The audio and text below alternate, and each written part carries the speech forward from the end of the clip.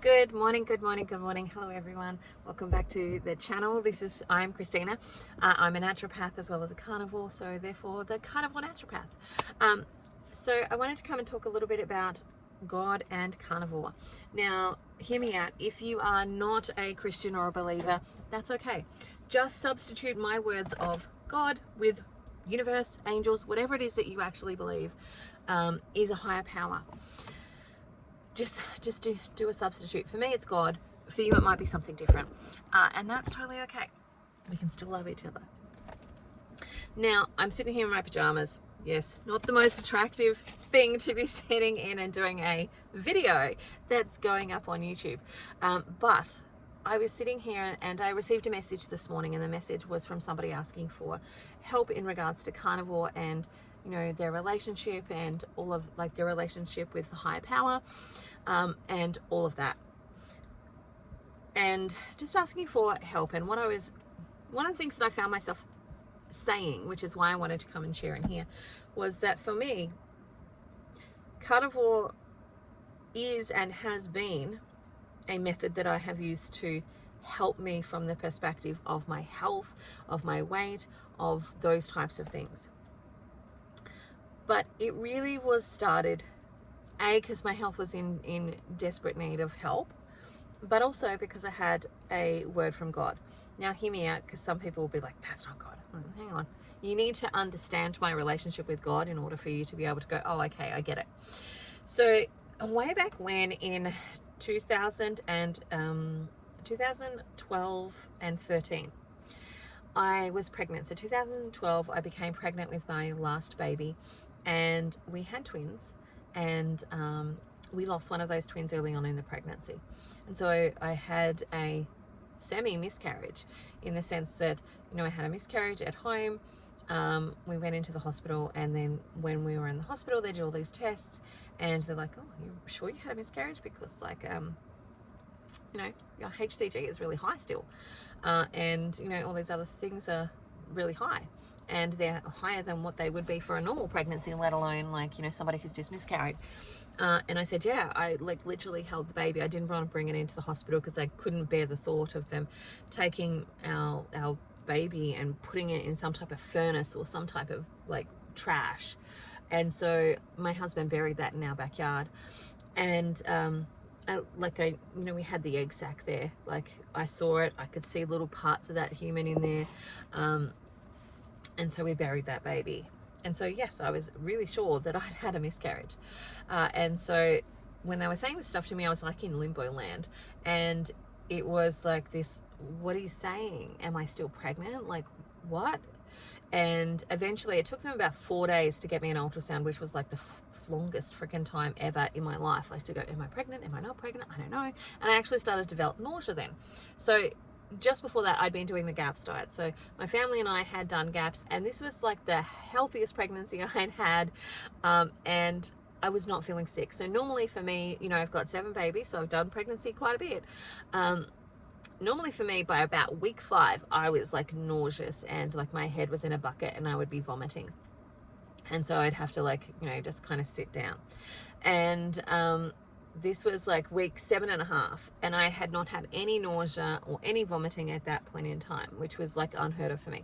And we'd been eating really, really healthy. So we were eating no sugar, no grains, no any of those types of things. And it was mostly meat and vegetables. We did have some nuts in, and eggs, and some, I think maybe probably a little bit of dairy and fermented foods. That's what we were eating at the time. And we'd not eaten anything off plan. I was super duper strict. And that day was my daughter's birthday. So I was this is I wake up and I'm bleeding, and I was about to make pancakes for her birthday. I was about to make some almond pancakes for her birthday, and I was just this is her birthday. This is horrible. This is horrible for me, but I don't want her to remember her birthday as the day she sat in a hospital and all of the other stuff because her mum was bleeding and and losing a baby. I didn't want her birthday to be remembered by those things. And so we did something that we wouldn't have normally done, which was we went, okay, I'm not up to making breakfast. I'm definitely not up to making like the pancakes and just pretending that this is nothing. And I know that I'm going to have to spend at least some of the time today at the hospital because I'll need a anti-D shot and so on because I was Rh negative. And so we went to McDonald's and we took her for breakfast at McDonald's. She had like pancakes and the other kids had stuff as well. And then we went to the hospital. And by the time I'd gotten to the hospital, at that point I was starting to feel nauseous, like morning sickness type nauseous. And they were asking me, do you feel sick? And I'm like, well, I haven't been until like today. And then, I was saying, I think it's just because I ate McDonald's. And of course, at that point in time, like while I'd already lost 20 kilos at that point in time, they were still like, fat girl. And so they're like, yeah, whatever. Yes, I just don't believe you. And so we got through that. We then, ate some other stuff on the way home. And like, I think that was probably the end of the GAPS diet for us at that point in time. Just because it was like, I'm in a world of like, I don't know if I'm carrying a baby. I don't know. Did I just lose? I know that I lost a baby. That's all I know. I know that I lost a baby. I don't know anything else. And so going through that experience was just like walking through a fog and not knowing what was up and down, what was left and right and all of the things. And so I just didn't have it in me to do any of the other stuff like be super strict with GAPS. And we kind of danced around with it for a little bit. And Ben at that point wasn't super capable when it came to cooking. He just hadn't had to do a lot of it and he didn't know how to cook the food. And so there was no one else there to rely on for those types of things. And so as that story continued, it turned out that I was still pregnant. And I had a subchorionic hemorrhage that was behind one of the egg sacs. And that subchorionic hemorrhage dislodged, and therefore that baby dislodged with that. And we lost one of the twins. And I was just like, serious? Like, I am the crazy lady that every time I got pregnant, I would pray that, please let this be twins. Come on, please let this be twins. And then I finally get twins and I lose one of them. What horrible nightmare is this? What nasty thing is this? Anyway, it was a bit of an emotional whirlwind of like, I'm pregnant, but like I had twins and, one of them is not here and one of them is not going to be here for this. What would that baby look like? Was it a baby boy? Was it a baby girl? Like all of those types of things. Anyway, as the pregnancy continued, I developed placenta previa, so the placenta was at the bottom of the uterus, and then I got precreta, which is where my placenta had eaten through my uterus and so on. I didn't know that I had placenta precreta at that point in time. I didn't know until delivery or post-delivery that that's what I had. I knew I had previa, and I knew that that could be life-threatening, but I had an internal, I had a knowing from God that I was going to die in this pregnancy. Like, I just had this sense and I knew that that's what actually was going to happen. And my husband hated it because I would go, okay, so I just want you to know that this is how I want my kids raised. This is how I want this to happen. These are the people who are not allowed to come to my funeral. And all of that. And these, I just told him everything because I'd been to enough funerals where I saw the spouse stand up at one point in time and say, I don't really know what he or she wanted. And I just was like, I'm not doing that. I'm making sure you know what I actually want when I go. And so he hated it because he's like, that's not going to happen. And he's like, I'm coming up against that and all of the things. I'm like, I just need to prepare you. That's what I need to do right now for me to make me feel safe and secure in this next phase of what's actually going to happen here. And then sure enough, during delivery, they discovered I had the placenta previa, and, it had gone through my blood supply, so it'd gone through my aorta and into my bladder and all that kind of surrounding area.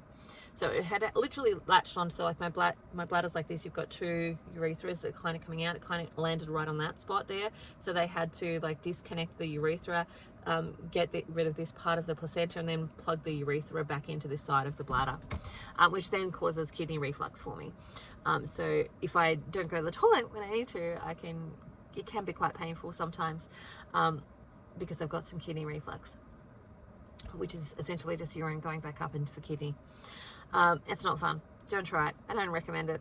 It's not on my highly recommended. It's not my favorite, that's for sure. But I'm glad to be alive. But essentially also through that my heart stopped several times, and they had to resuscitate me and bring me back a couple of times during that delivery, and it took about 7 days. So I was on life support for 7 days, and in that time I had 7 different operations that just kept opening up. They kept opening up my C-section scar and having to go back in there because they couldn't stop the bleeding, and I was going through copious amounts of blood. So I essentially went through 178 units of blood, which is a phenomenal amount of the blood volume. So it's something like 11 times over or something, the amount of blood we have in our body. I can't remember. It might even be 16. You can look it up if you're super interested. But essentially, as quick as they were putting the blood in, the blood was coming out. I still got like 2 little scars on my neck from where and they had tubes going straight into my heart, so they could pump that blood straight into my heart and try and keep it moving and keep something in there so that it could keep pumping and rotating. And so essentially during that delivery I did die, and thankfully I stayed, and there was an experience where I had a really strong vivid dream that I met my father, who had already died at that point. And we were having this beautiful conversation, and we were outside, and we walked out of the hospital, and there was like a security light, one of those security lights that kind of turns on when people, with sensor lights when people go past it. We walked past that, and I could just see I was getting further and further away from the light, and I was really concerned that if we just kept walking and going, that I wouldn't be able to find my way back to the hospital. And so I had this internal struggle in this dream that I couldn't find my way back, or that I loved this conversation with my dad, but I needed to go back and I needed to stay. And at that moment there was this big kind of cliff mountain nearby, and there was this Aboriginal guy playing the didgeridoo, and there was a beautiful flower in front of it. I don't know what type of flower it was just beautiful. And he was kind of playing the didgeridoo, and that kind of helped to guide me back to where I needed to be able to get back into the hospital and probably get back into my body. And so that was my experience during that. And then after that experience, I'd kind of said to God, hey, look, thanks for the heads up. I'm glad that you gave me the heads up, because that helped me prepare. Because like when I woke up on life support, I was like, oh, I know what happened. I know what happened. Like without them actually being able to tell me, like I knew what happened. And I was kind of like, thanks for the heads up. This, because I'd also prepared, like having that sense of death there. I had created some contingency plans. Like I'd hit up all my friends to say, hey, look, this might be a really troublesome delivery. We might actually really need some help afterwards. If you could make some meals and feed my family, that would be amazing. And maybe, like, I don't know if any of you could do up a schedule and maybe rotate, or whatever. Like we're gonna probably need some help after this delivery. And so I'd already kind of teed them up, and then when it all happened, they jumped into action. And they fed my family, they schooled my kids, they were there emotionally for them, they cleaned my house. Like my beautiful best friend cleaned my blood up off of the bathroom floor where I'd been bleeding out at home, so that my husband didn't see it when he got home and it wasn't there for him. I said, oh, how incredible is that? Anyway, so I teed these people up. I didn't tell them that I thought that I was going to die. I told them that it was serious, and that, we're probably going to need some help, and this could be an emergency. And so they kind of had that knowledge, although I don't know that anyone really fully understood it, because we have this belief now that, women don't die in childbirth anymore. And so, I think that they knew, but they kind of maybe didn't go, yeah, it'll be fine. She's just worrying, it'll be fine. And then it wasn't, of course. And so I remember having this conversation with God afterwards. And, I had lots of conversations with him during that period of time afterwards. And one of those conversations, as I was starting to get better and mentally, feeling better and moving through the trauma and all of that type of stuff, I said, how about you just thanks for the heads up. Can you like tell me again? Like next time, next time something's going to happen, like just give me the heads up. Like I would really appreciate the heads up. Thank you. And I just had this faith and trust and kind of in a knowing that he would. And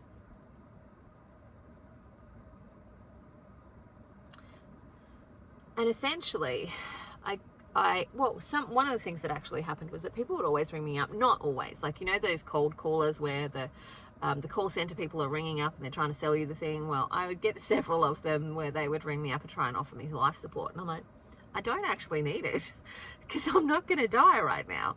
Like God's going to tell me when I'm going to die. I'll know, and I'll know that it's time to get some life insurance at that point. I'm not going to waste my money on life insurance right now because I'm pretty sure he's going to tell me, and I feel really solid and secure in knowing that information.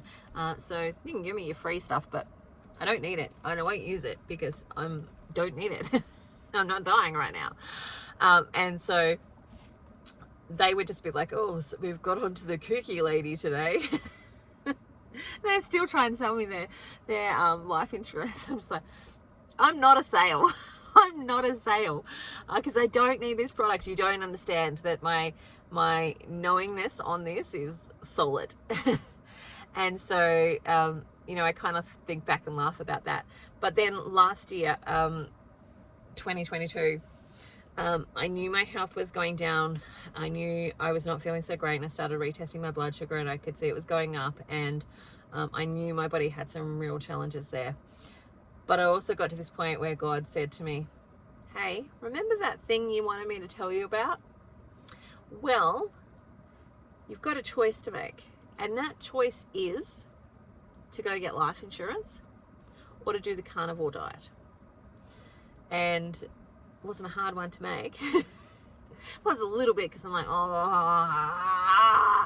but also I think my soul had really been yearning for me to get strict again, like to get to that place where I was really on point and really on strict with, like really on point and doing the things that I knew what to do, that I knew how to do to look after my body, but I'd not been doing because, COVID and like I had a lot of patients during that period of time. It was just like go.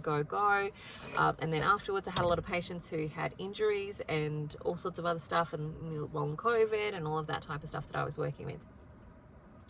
And so for me, I just kind of neglected myself and my self-care during that point in time because I just didn't have the capacity to hold all of the things, and I couldn't hear people's stories of trauma that they were going through with this thing and not help them. Like just go, yeah, I know what to do here, and I have a good idea about how we can help you in this. But sorry, kind of outside my office hours, and you need to book in, and it might take you like 4 weeks to get an actual appointment with me. I couldn't do that, and so I just used all my available resources and time and energy to be able to help people, which meant that I didn't have that available to me. Ben got a little bit better at cooking, but still was not that great at house management. So it meant that we ate a lot of, quick and cheap and easy food, as opposed to things that were going to be nourishing and healthy for me. And so I got to that point mid last year where, God essentially said to me, got a choice, you can get the life insurance, because I know you want to be prepared, or you can go do carnivore. And which I loved about it. Like the conversation was not, you're going to die. The conversation was, you've got options and here's something you can do, and this will be the thing that will help you. And so for me, when it comes to carnivore, it is multifaceted in the decision-making process that I have decided to go on. And one of which is, even from a logical perspective, even if I hadn't had that kind of word from God, like if I sat down in my logical medical brain, I went, okay, without that information from God, in my medical brain, and knowing what I know about anatomy and physiology and diet and all of that type of stuff, and blood sugar, 21.1 is a really serious number. And you either have to choose to go on medication or take some serious radical action.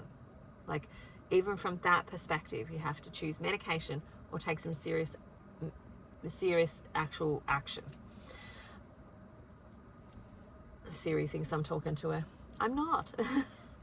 And so what happened then is, even from that perspective, when I looked at it from that perspective, I'm like, I'm not going on medication. I don't want to go on medication. It's like, and I'm not against other people using medication, by the way. If you need the medication, you do the medication. But for me, I just knew that there would be a part of me surrendering and giving up hope and not trusting myself if I went down that pathway. And so that's a personal decision. I'm not recommending that for other people. You need to do what you think is right for you. But don't leave it. Don't leave it. Don't go, oh, I'm really high blood glucose. I'll just leave it and see what happens. No, you'll go into a coma and someone will hopefully find you and you'll go to the hospital and they'll pump you full of insulin. If they find you. If they don't, you'll just die. So, don't just leave it. Actually take some radical action if you need to. If you're not going to go down the medication pathway, take radical action. And that was the pathway that I chose, was to take the radical action. It was also based on this idea as well that, as a kid, I saw my dad who had diabetes, and I remember, my 16-year-old self watching him prick himself and then put some insulin into himself to balance whatever it was that we'd eaten that day, and just going, I never want that in my life. I never want that for my life. And in my 16-year-old brain, it was, I will kill myself rather than live like that. And so, as an adult, I go, it's not the worst thing in the world to have to do that. And it's not the worst thing in the world to have to do that, right? But as a 16-year-old, it was the worst thing that I could think of at that moment in time, to have to live, pricking my finger 3 times a day, injecting myself with insulin. And I hated needles. And so it was my worst nightmare to have to do that. And at that point in time, I was like, if I ever have to get to that point, just kill me, because I'd rather be dead. Which is vastly different than when you're an adult and you've got other responsibilities and things that you've got to take care of, etc. But that was still kind of there too, of going, I don't want that life for me. I don't want that life for me. I don't want my kids to see that life for me. I don't want to go down that pathway. And so it was this real moment of God is saying to me, life insurance or carnivore, or I can do nothing and not essentially support my family at all when I'm gone. And the knowing of, physically speaking, there's these 2 options in front of me, which is the medication pathway and or the radical action pathway. And I'm a bit more prone to radical action. I also have a rebellious spirit, and I want to go, you know what? You say this is the only way to actually reverse diabetes. I'm going to show you something different. I'm going to go, no, that's not it. I'm going to do something different. So my rebellious self is going to kind of do the opposite of what, the normal, allopathic method is most likely going to say. And so I did. I took the action of going, okay, great, I'm going to start this. And I started started a month before we left, so it was July. I think, we'd just gotten through birthdays. That's what I wanted to get through. I wanted to get through the little people's birthdays, and then, start. So I started in July. So it's been over 6 months now. And it has been an incredible journey. Not just from a physical perspective, because 100%, I would be lying to say that I don't love the weight loss, right? I'd be lying if I was saying that. But I do enjoy the weight loss. I do enjoy being able to get new clothes and try them on and be able to go, oh my God, this would not have fitted me last year, and now it's fitting me. What? I love this, and I do enjoy that aspect of it. But that's the byproduct. That's not the reason that I'm doing it. It's the byproduct, and it's one that I enjoy for sure. I didn't know that my hair would grow thicker. I didn't know that it would regrow and it would grow fast. I've had about this much hair growth in those last 6 months, which is twice as much as what I'd been having before. My hair was growing really slowly. I was dropping lots of it, so it was getting thin. Now it's I've got thick hair again, and I cut it because cut it short, essentially because I was getting I had this much that was old hair growth, and it was really thin, and then thickness. And so I just kind of cut it so that it would all kind of be even again, and it would match up again. And so that's why I cut my hair, because you know, had all the old thin growth there, and then all this luscious new growth that was coming through. I didn't know that that was going to happen. I love that that's happened, but it is absolutely a side effect of taking the radical action and in my thought process, being obedient to what God has asked me to do. And you know, he never actually demands that we do things. He can push the envelope and he can encourage us, and he can just like put things on our heart. And you know, it's like, oh, I just can't shake this feeling. Like, he can give us those types of things, but he never forces us to do the thing that he is suggesting. And it was, hey Christina, you've got this choice or this choice. You make the choice, babe. Choose whatever you want. Like, I'll be here for you either way. But you wanted the heads up. Here's your heads up, and you need to make the choice. You know, if you're gonna take one choice, that I'll see you soon, in the flesh, you should, in the spirit. Otherwise, you know, I'd love you to stay there. And here's how to stay there. And so he never forces those things upon us. We always have a choice. It's what free will is, right? And so my journey with Carnivore is double folded in that I needed to take some radical action. I either needed to go on the medication if I was going to live, and or take radical action. And so I chose the radical action. God gave me the pathway, which was the carnivore diet. And it's also an act of obedience to my Lord and Savior. And so for me, it's beyond just losing weight. It's beyond that. It's how I stay earthside. It's how I save my life. But even more beyond that, and I didn't realize that at the time, but it's how I regain who I am. It's how I actually really connect with who I actually am, because it's as we let go, and this is what I was sharing with this person today, is that it's as we let go of using food as comfort, that God gets to be our comfort, that we get to be our comfort. As we let go of using food to distract us from pain, that we get to heal the actual pain. And we're not doing it alone. We're, you know, for me, certainly, I'm doing it with him there. And I'm not by myself. I'm not doing it on my own. I'm doing it in relationship with the creator of the universe. And how absolutely freaking amazing is that? And so I thought about this early on, because a lot of people would say to me, I just don't know how I would go without vegetables. Like, I really like vegetables. Or I don't know how I'd go without fruit. And I'm like, none of that. I don't care about any of that, because it's not about the fruit or the vegetables at that point in time. Like, yes, now I have a greater understanding of why we want to keep those things out in this process. It's not about those things. It's about being obedient to what I've been told, being obedient to my Father. And the more I'm able to be obedient, the more he's able to give me, the more he's able to say, hey, Christina, go do this. Hey, Christina, go say this. Hey, Christina, do this thing that's kind of quirky and weird, and you might not fully get it, but just do it. And it's in taking that action and doing those things that I've seen some of the most incredible stuff that's actually happened. I've been able to take people on the most incredible journeys, because I've been able to be obedient and listen, and he can trust me in that, and I can trust me in that. And it's, you know, it's well beyond just losing weight. It's a whole journey of spiritual walking, emotional healing, letting go of the stuff, the baggage that I've carried with myself for all the years. It's letting go of the naming, shaming, and blaming that we actually do. And it is strengthening my walk with God. And it's creating experiences that I just couldn't even envisage before actually happening.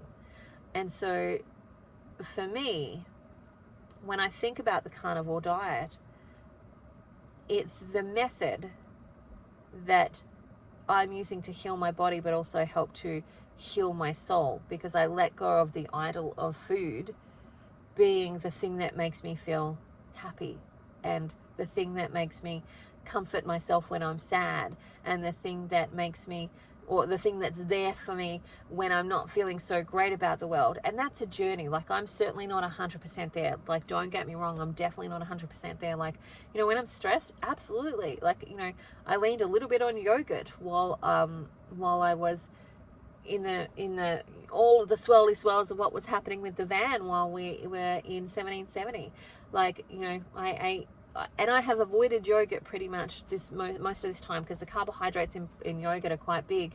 Like, you know, they can be anywhere from like an 8 to sometimes 24. Sometimes and that's the plain yogurt. That's not even the one that's got like the fruit and the sugar and stuff in it. Like, you know, sometimes they're adding a little bit of sugar, but it is, you know, sometimes just the carbs from the milk, and that it's a short fermentation process, so they're not getting used up by the probiotics that are in there. And so I've avoided them because, you know, my goal is to drain the swamp, essentially, to use that phrase. It is to help my liver drain that excess glycogen and release that as quickly as possible to get to a place of homeostasis as quickly as possible, so that it can balance itself out. And the more carbohydrates I have, the longer that process takes. So I've avoided yogurt for that whole time, because it does have too much carbs. And it was hard to find a brand that didn't have any added sugar. There is certainly some on there, so I found some of those. But even those are still like, you know, 8 grams of carbs for 100 per 100 grams, there's 8 grams of carbs. And when you really look at a serving size, most people are not eating 100 grams. Most people are eating usually around 250 grams, which is about a cup's worth of yogurt.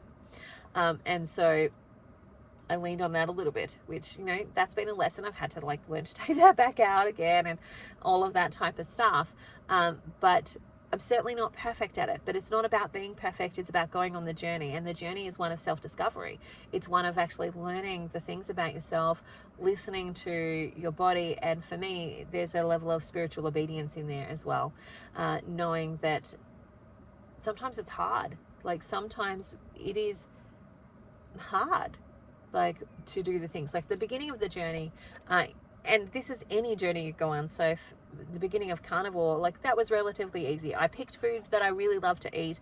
Like, I was like, oh yeah, I get to have salmon, and I get to have 2 pieces, because, like, you know, I need to make sure I've got enough to keep me satisfied and full. I don't want, you know, a small amount that I would normally like fill up on like the vegetables, right?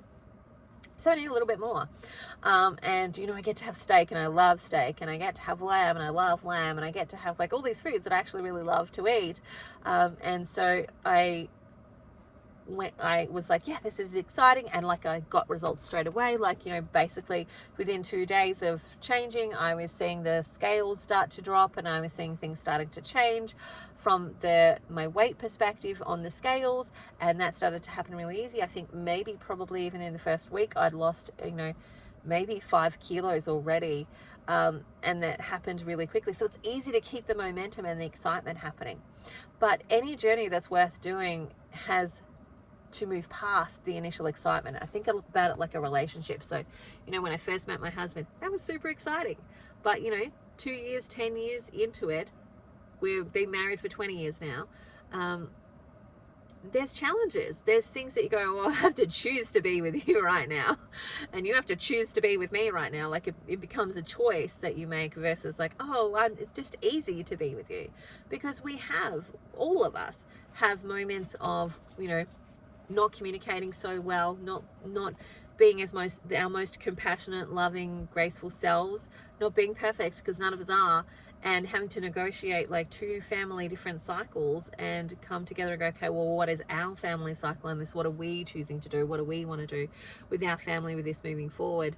You know, like, there's a negotiation that takes place, and then you move from just like the romantic, lusty sort of relationship to today, I'm choosing to stay here with you and be married with you and deal with this thing that is annoying the bejeeves out of me. And, you know, vice versa. You're not perfect. They have to make that choice too. But anything that's worth doing gets to that phase. Like, you know, even in my university degree, I remember the first year was really great because we had all the easy subjects and stuff. The second year was like, oh my God. But by the time you get through, you know, at least halfway second year, you're like, I'm halfway invested. I just need to keep going. And then by the time you get to third year, you get another lot of like, you know, fun stuff that's coming through because you get more control and more power, and you get to do some really cool projects and stuff like that. And so, you know, anything that's worth actually obtaining has a moment where you have to choose to continue to do it. And it's in those choices that we actually create the results and the dream that we want to have. And so, you know, there's choices in this. Like, certainly I could have gone, you know what, I'm going to take Christmas off. This is a shitty experience, excuse my French, with the car. This is a crap experience. I don't love it. It's not fun. I'm stressed to the eyeballs. I don't know what this is going to look like. And then God provided a miracle for us. And, you know, I couldn't see it. I couldn't see how to move forward. I could have said to myself, you know what, just don't worry about the diet right now. Just eat whatever you want to eat. And I could have filled myself with sugar and all of the other stuff. But I had to choose. I had to realize that, one, I need to stay obedient. And two, that's not going to help me. I'm not going to be able to fix this situation or even cope with the stress of this situation better if I'm feeling lousy, if I'm feeling crap, if I have headaches, if I have to go on insulin, if I, you know, am feeling like I don't have the energy, need to have day sleeps, all of which were things that I was doing before. Like, that's not going to make this situation any better. That's not going to be a really great choice for me to make. It's a choice I could have made, but we have to get to the point where we continue to make the choices that create the action and the things that we want to see in our lives and in the world. And so that's my encouragement for today, that for me, this journey is a health journey, but it's also an emotional and a spiritual journey where, and this is what I do in my carnivore group, essentially. Like, you know, we talk about the food stuff. People ask questions about the food stuff. We talk about the food stuff. And somebody might have something come up and, you know, I will give a response to that, and they specifically might need to change things. Like, they might need to take eggs out for a little bit. They might need to do a fat fast. They might need to do any of those types of things, right? But we really focus also on what is the emotional stuff that's coming up, because this is a healing journey. And if you're healing your body, you need to also heal your mind and your spirit and all of the emotional wounds that were there, that you were using food as a either distraction or a comfort for, and all of the other things that we use food for. And the purpose of it is to actually heal from those as well. And that's my personal goal, is to heal from those things as well. Not just have the physical healing, because what you do on an emotional level is going to affect you on a physical level. What you do on a physical level is also going to affect you on an emotional and spiritual level as well. So I hope this hasn't been too heavy for too many people. But hello, my name's Christina. I'm a carnivore as well as a Christian. And that doesn't determine whether I love you, support you, or encourage you, because you can believe what you want to believe. Just as I get to believe what I want to believe as well. And we get to encourage each other through the whole thing. But if you want to join my carnivore support group, feel free. Like, I will say, I don't really talk about religion in there. Like, that's kind of my own thing, but I wanted to share it here for those people who wanted to know. So if you join the group, I'm not going to go all airy fairy and stuff on you. Might talk a little bit of woo, but mostly, you know, I'm pretty easy to get along with. And so we are talking about that emotional, physical stuff though as well, because that's the important element, is you healing on all of the levels, that all of you gets to be healthy and well, not just like, well, my body is healthy and well, but I'm like stuffed up inside. No, that's not how it works. All of you gets to be healthy and well. That's what true healing actually is that all the parts of you are healthy and well. And so that's it for me today. I hope you have the most amazing day ever. Feel free to reach out to me and chat with me if you want to. Leave me a comment, like and subscribe, do all the things you know. If you want to join the group, I'll put the links below, as I usually do. And I'll talk to you soon. Bye for now. See you later.